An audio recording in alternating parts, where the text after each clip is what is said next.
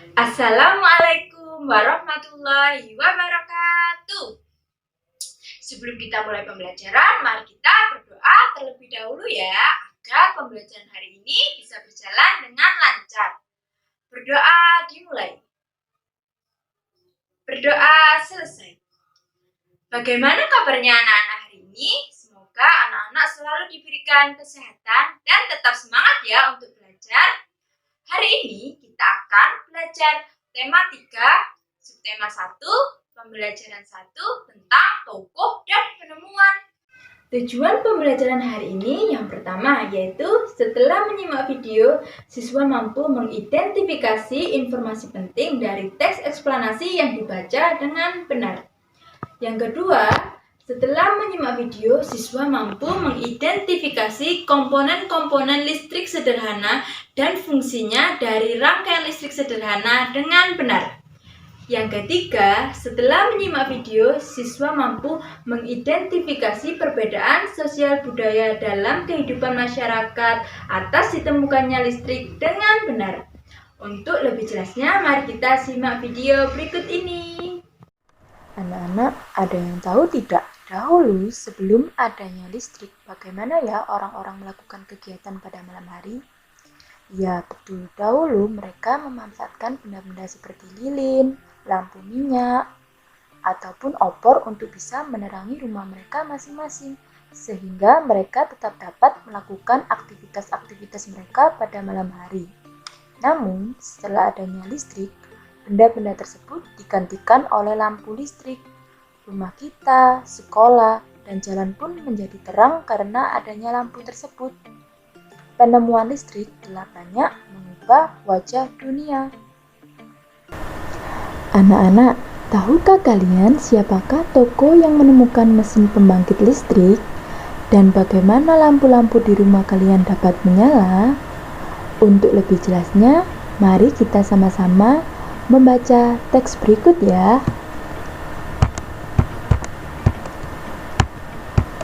Listrik pengubah wajah dunia. Listrik telah membawa banyak perubahan dalam kehidupan masyarakat di dunia. Michael Faraday adalah tokoh penemu arus listrik. Faraday lahir pada tahun 1791 di Newington, Inggris. Ia berasal dari keluarga miskin dan hanya sebentar merasakan pendidikan di sekolah. Dengan perjuangan keras dan semangat pantang menyerah, ia akhirnya berhasil membuat alat sederhana pertama yang dapat menghasilkan gelombang elektromagnetik. Tahukah kamu bagaimana perjalanan arus listrik hingga sampai ke rumahmu? Arus listrik adalah gelombang elektromagnetik, yaitu gelombang yang dapat merambat meski tidak ada media perantara. Gelombang elektromagnetik terbentuk dari hasil perubahan medan magnet dan medan listrik yang terjadi terus-menerus. Proses tersebut kemudian memicu terjadinya arus yang kemudian kita kenal dengan arus listrik. Arus listrik dihasilkan oleh generator raksasa pada pusat pembangkit listrik. Arus listrik tersebut disalurkan melalui jaringan listrik tegangan tinggi berupa jaringan kabel pada menara-menara tinggi yang menuju ke gardu-gardu penerima di berbagai daerah. Dari gardu-gardu penerima, arus listrik kemudian disalurkan ke rumah penduduk dan berbagai tempat yang memerlukan. Arus listrik yang diterima di rumah kemudian disalurkan melalui rangkaian kabel listrik di dalam rumah. Rangkaian kabel tersebut umumnya berada di atap untuk tempat dudukan lampu atau di dinding rumah untuk saklar dan colokan listrik tempat menghubungkan beragam peralatan elektronik seperti televisi, kipas angin, dan kulkas. Rangkaian listrik di dalam rumah dapat berupa rangkaian seri atau rangkaian paralel. Rangkaian seri dan paralel merupakan jenis-jenis rangkaian yang dipakai untuk menyambungkan dua ataupun lebih komponen listrik, sehingga menjadi satu kesatuan utuh. Bila dilihat dari cara penyusunannya, Rangkaian seri disusun dengan cara bersambung atau sejajar dan rangkaian paralel disusun berderet. Contoh rangkaian seri dalam kehidupan sehari-hari adalah lampu senter. Rangkaian yang disusun seri pada lampu senter adalah baterai, karena hanya terdapat satu lampu pada senter. Hal tersebut yang menyebabkan lampu senter menyala sangat terang, namun baterainya cepat habis. Rangkaian seri dan paralel juga bisa ditemui pada lampu-lampu di rumah. Betapa penting peranan listrik bagi kehidupan manusia. Tanpa listrik tentunya kita akan mendapatkan banyak kesulitan dalam mengerjakan aktivitas sehari-hari. Namun demikian, kita juga harus tetap bijaksana dalam menggunakan listrik dalam kehidupan sehari-hari ya. Nah, anak-anak, sekarang waktunya kita mengerjakan latihan soal berikut ya. Kerjakan di kertas HBS. Jawablah sesuai dengan paragraf-paragraf yang ada di teks yang telah kita baca tadi ya. Anak-anak, coba perhatikan gambar berikut. Ada yang tahu ini gambar apa? Ya, ini adalah gambar senter ketika dibongkar. Jadi, ketika senter dibongkar, terdapat beberapa komponen-komponen yang menyusun rangkaian listrik yang terdapat pada senter. Komponen yang pertama ada baterai, yang kedua ada reflektor, yang ketiga ada logam atau lempengan logam, yang keempat ada saklar. Masing-masing komponen tersebut memiliki fungsinya masing-masing. Fungsi dari baterai adalah berguna untuk menyuplai arus listrik. Lalu, fungsi reflektor berguna untuk memfokuskan cahaya lampu senter. Fungsi logam atau lempengan logam berguna untuk menghantarkan arus listrik dari baterai ke lampu. Kemudian fungsi dari saklar yaitu untuk menghubungkan dan memutus arus listrik yang mengalir ke lampu. Jika komponen-komponen utama tersebut dirangkaikan untuk membuatnya kembali menyala, maka akan tampak seperti gambar berikut. Dan jika kepala senter dibongkar, kemudian dirangkaikan kembali hanya dengan menggunakan lampu atau tanpa menggunakan reflektor, maka akan tampak seperti berikut. Bagaimana posisi lempengan logam untuk membuat lampu menyala? Dalam suatu rangkaian elektronik yang terdapat lampu dan sumber tegangan di dalamnya, rangkaian harus dipasang sebagai rangkaian tertutup supaya lampu menyala. Lampu akan menyala jika ada arus yang cukup mengalir ke lampu melalui bahan konduktor. Lempengan logam adalah salah satu contoh dari bahan konduktor. Dalam hal ini, bila lempengan logam yang dimaksud adalah lempengan pada saklar, maka posisi lempengan logam dalam saklar ini harus saling bersentuhan supaya dapat mengalirkan arus listrik ke lampu. Apa komponen yang sebaiknya digunakan untuk mengganti lempengan logam tersebut, yang biasanya terdapat pada rangkaian lampu di rumah? Komponen yang seharusnya digunakan untuk mengganti lempengan logam yang biasanya terdapat pada rangkaian lampu rumah adalah berupa tembaga. Anak-anak, berikut adalah gambar rangkaian listrik pada senter. Jadi, jika saklar dinyalakan, maka listrik akan mengalir dari sumber listrik yang berupa baterai yang disusun sejajar atau seri. Kemudian, listrik akan mengalir ke lempengan logam. Lempengan logam di sini berfungsi sebagai penghantar listrik. Kemudian, lampu pun akan menyala.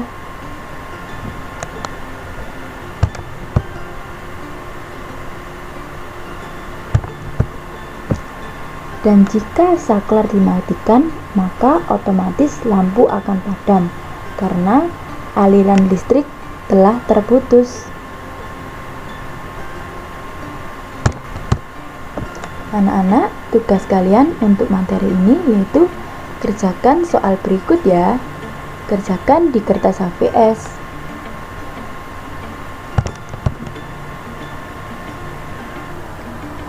Anak-anak, tahukah kalian apakah perbedaan pada masa sebelum ada listrik dan sesudah ada listrik? Berikut adalah perbedaan-perbedaan pada masa sebelum ada listrik dan sesudah adanya listrik. Yang pertama, saat mengambil air menggunakan timba. Tapi sesudah ada listrik, kita cukup menggunakan pompa air elektrik untuk mengambil air. Yang kedua, sebelum ada listrik, penerangan pada malam hari terasa kurang. Sebelum ada listrik, mereka menggunakan benda-benda seperti obor atau lilin untuk menerangi rumah mereka pada malam hari. Namun, sesudah ada listrik, penerangan terasa cukup karena adanya lampu. Kemudian yang ketiga adalah tidak bisa berkomunikasi jarak jauh. Tapi sesudah ada listrik, kita dapat berkomunikasi jarak jauh karena adanya telepon. Kemudian yang keempat, menyejukkan diri dengan kipas manual. Sesudah ada listrik, kita dapat menyejukkan diri dengan kipas elektrik. Kemudian yang kelima, menggiling bumbu dengan tumbuk. Sesudah adanya listrik, kita dapat dengan mudah menggiling bumbu menggunakan blender. Anak-anak, tugas kalian pada materi ini yaitu mengerjakan latihan soal berikut ya. Kerjakan di kertas HVS. Untuk mengerjakan latihan soal berikut, kalian dapat menggunakan tabel seperti ini. Anak-anak, jangan lupa ya, tugas kalian hari ini ada 3. Yang pertama yaitu mengidentifikasi informasi penting pada teks eksplanasi yang sudah kita baca tadi bersama-sama dengan mengerjakan latihan soal berikut. Kemudian tugas yang kedua yaitu mengidentifikasi komponen-komponen yang terdapat pada rangkaian listrik senter beserta fungsinya. Hasilnya dituliskan dalam bentuk tabel. Kemudian tugas yang ketiga yaitu menemukan 4 benda atau peralatan rumah tangga yang mengalami perubahan dengan ditemukannya listrik. Hasilnya juga kalian dapat tulis dalam bentuk tabel seperti berikut. Jangan lupa anak-anak ya, kerjakan di kertas HVS. Selamat mengerjakan. Bagaimana anak-anak? Apakah dari video tadi ada yang mau ditanyakan? Kalau tidak ada, mari kita sama-sama simpulkan pembelajaran untuk hari ini ya. Jadi, teks eksplanasi adalah teks yang berisikan penjelasan dari fenomena alam, sosial, ilmu pengetahuan, dan juga budaya. Untuk memahami suatu teks eksplanasi, kita dapat mencari terlebih dahulu informasi penting dari teks tersebut. Berdasarkan teks eksplanasi pada halaman 1 dengan judul Listrik Pengubah Dunia, kita dapat mengenal sosok Michael Faraday atau penemu dari listrik. Selain itu, kita juga dapat belajar tentang rangkaian listrik seri dan juga rangkaian listrik paralel. Salah satu contoh rangkaian listrik seri yaitu senter. Rangkaian listrik senter terdiri dari beberapa komponen, antara lain saklar, lempengan logam, reflektor, dan juga baterai. Masing-masing komponen tersebut memiliki fungsinya masing-masing. Dengan ditemukannya listrik, terdapat perbedaan-perbedaan yang dapat dirasakan oleh masyarakat dalam kehidupan. Misalnya, dahulu sebelum adanya listrik, untuk menerangi rumah pada malam hari membutuhkan lilin ataupun obor. Namun setelah ditemukannya listrik, kita dapat dengan mudah menggunakan lampu listrik. Dengan mudah dapat menggunakan listrik, kita tidak boleh boros dalam menggunakan listrik, kita harus selalu berhemat. Bagaimana anak-anak? Apakah anak-anak sudah paham dari materi yang kita pelajari tadi? Semoga dari materi tadi anak-anak bisa mendapatkan ilmu yang bermanfaat ya. Dan jangan lupa untuk tetap semangat walaupun belajar dari rumah. Dan jangan lupa tetap patuhi protokol kesehatan. Ketika keluar memakai masker. Jangan lupa untuk mengerjakan tugas yang terdapat dari video tadi ya. Dikerjakan di kertas HVS. Sebelum kita tutup pembelajaran kali ini, mari kita membaca hamdalah bersama-sama. Alhamdulillahirabbil alamin. Wassalamualaikum warahmatullahi wabarakatuh. Sampai jumpa di pembelajaran berikutnya.